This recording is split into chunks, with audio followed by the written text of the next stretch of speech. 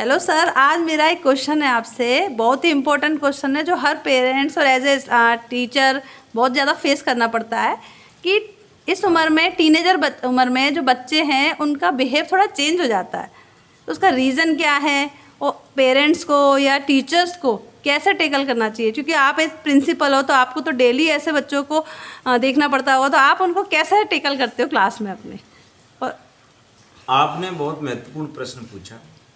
मैं इस प्रश्न का जवाब इस प्रकार से देना चाहूँगा कि हर माँ बाप अपने अनुभवों के आधार पर चाहता है कि मेरे बच्चे को भविष्य में किसी भी प्रकार की कठिनाई न हो और वो अपना बेहतर भविष्य और एक बेहतर पद पर पहुंच सके, उन्नति कर सके। इसी मार्गदर्शन को बच्चा नकारात्मक रूप से लेता है, क्योंकि बच्चा टीनेज में आता है तो यहाँ कई सारे कारण हैं। जब बच्चा टीनेज में आता है तो उसमें कई प्रकार की संवेदनाओं का विकास होता है।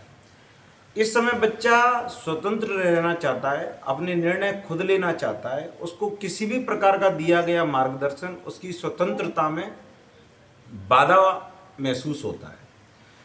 तो मैं समझता हूँ कि इस प्रकार की परेशानियों से बचने के लिए और एक उचित मुकाम और मंजिल पर पहुँचने के लिए कुछ बातों का ध्यान रखना चाहिए।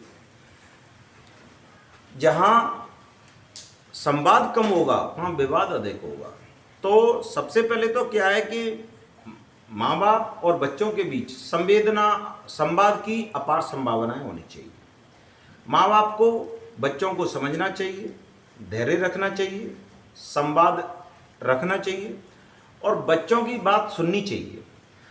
बच्चे चाहते हैं कि माँ बाप हमको सुने, माँ बाप चाहते हैं कि बच्चा हमको सुने, माँ बाप चाहते हैं कि जिस समस्या का सामना हमने किया है वो बच्चा न करे। बच्चा चाहता है कि मैं तो स्वतंत्र निर्णय लेने में सक्षम हूँ।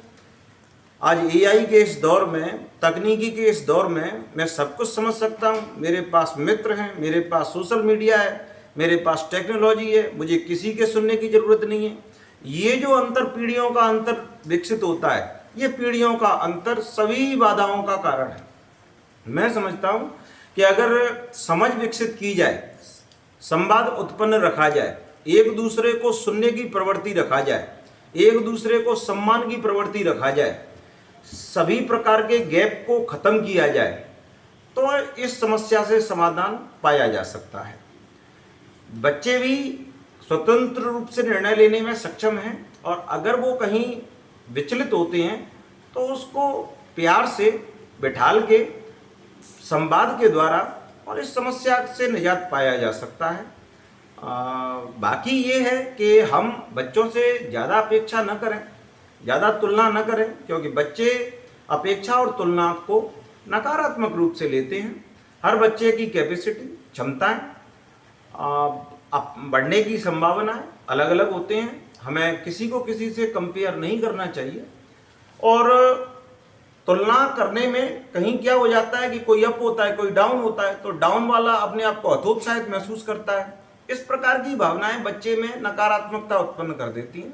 हमें इस प्रकार की अवसर और स्थितियों से बचना चाहिए।